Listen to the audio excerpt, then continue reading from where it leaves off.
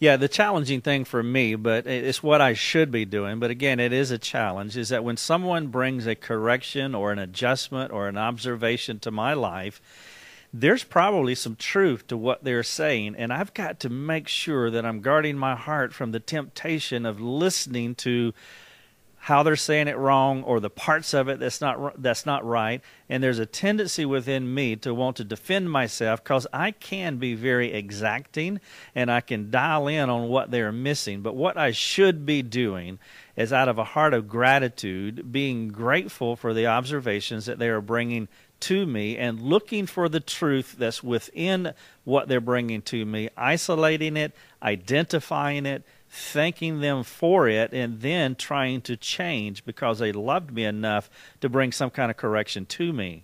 Okay, bad analogy, but I'm going to go for it anyway. Everything that you just said was right. Thank you. But you're slouching, so I'm not going to listen to all the right things you said. That's ridiculous.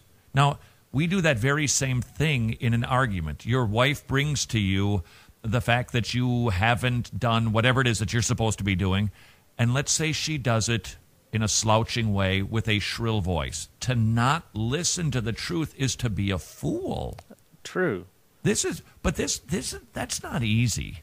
Let's be honest, especially when you're a little wound up. I mean, you're in the heat of battle. What you're describing and defining here, we're not talking about easy lifting. No, it's not, and we're really misunderstanding the purpose of the relationship. I mean, this one fleshness that we have going on here should be to our benefit, and if we're understanding that correctly, we should be more receptive to what our wives or our spouses, if you're a wife, are bringing to us. Now, perfect world, perfect situation. Tell me that if this is the way that it should go. Now, this is going to maybe, I realize, as we sit here in a studio that's air-conditioned, it's pretty easy to just throw out a little scenario. Is this the perfect way it should happen? A conversation, maybe the volume is up to about 7, happens, all right? The missus, again, sorry for the pronouns, but we're two fellas, just change the gender for your situation. The spouse brings an accusation where I have failed, doing it in a way that isn't very good.